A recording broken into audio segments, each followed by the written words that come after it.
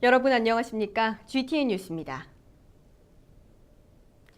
광주시가 광주 야구 경기장을 장애에 구애받지 않는 친환경적 공공시설물로 조성하기 위해 무장애 예비 인증을 신청함에 이어 다음 달 초 친환경 예비 인증도 신청한다고 밝혔습니다.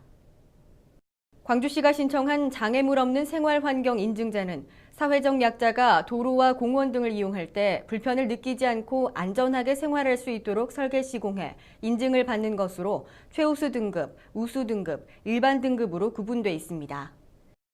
광주시는 최우수 등급을 받기 위해 247석을 장애인석으로 설치하고 임산부, 노인 등 이동약자가 편리하게 이용할 수 있도록 전층에 화장실을 설치한다고 밝혔습니다.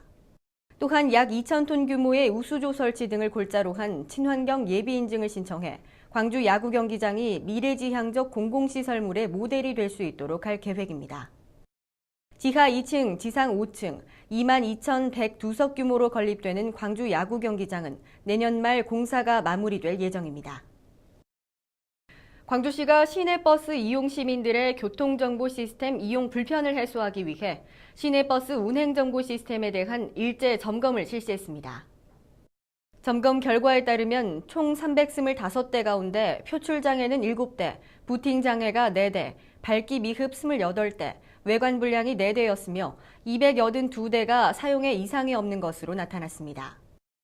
이에 따라 표출장애와 부팅장애 11대는 즉시 현장에서 수리하고 모니터 유리 흠집이 심한 곳 8대 등은 태풍 등 작업 여건을 고려해 8월 말까지 교체를 완료하기로 했습니다. 한편 광주시는 올해 추진 사업인 광주에서 화순간 광역 BIT 사업 추진 시에 75대를 신규 설치하거나 교체할 예정입니다. 광주시가 광천동 뉴스퀘어에 미디어 아트 체험 공간을 조성합니다. 광주시는 첨단 예술에 대한 시민들의 이해도 제고와 미디어 창의산업 자립 기반 구축을 위해 접근성이 용이하고 유동 인구가 많은 서구 광천동 뉴스퀘어에 미디어 아트 체험 공간을 조성한다고 밝혔습니다. 이에 따라 건물 벽면에는 미디어 파사드가 설치되며 야외 공연장에는 미디어 보드 전광판이 설치돼 터치스크린을 이용해 첨단 문화와 정보 검색 등의 체험을 할 수 있게 됐습니다. 또한 건물 처마 아래에는 인터랙티브 영상과 태양광 설비가 각각 조성돼 보행자의 움직임에 따라 영상이 바뀌는 상호 교감형 영상 게임과 화려한 퍼포먼스 영상쇼가 펼쳐지게 될 예정입니다. 다음은 GTN 단신입니다. 광주시가 9월 4일부터 10월 16일까지 광주 NGO 센터에서 진행되는 제1기 광주 시민평화통일 아카데미 수강생 30명을 모집합니다.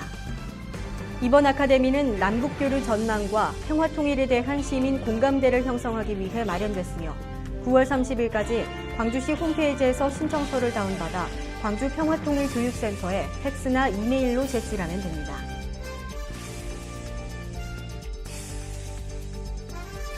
광주시 소방안전본부가 화재와 자연재해에 대한 경각심을 고취하기 위해 제13회 화재 및 자연재해 예방 체험수기 현상 공모전을 개최합니다. 이번 공모는 관심 있는 시민 누구나 참여할 수 있으며 선정 시 행정안전부 장관상을 비롯해 최대 상금 100만 원이 주어집니다.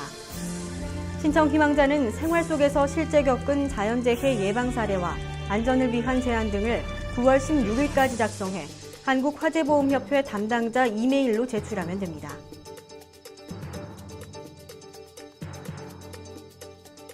광주시가 지역 김치 산업의 육성 방안을 모색하기 위해 광주 지역 대학생과 청년을 대상으로 김치 창업 콘테스트를 개최합니다.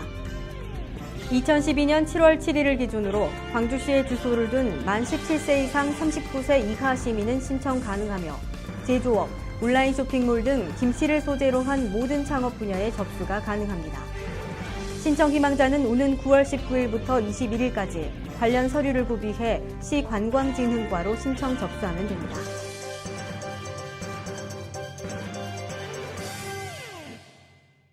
이상으로 GTN 뉴스를 마칩니다. 시청해주신 여러분 고맙습니다.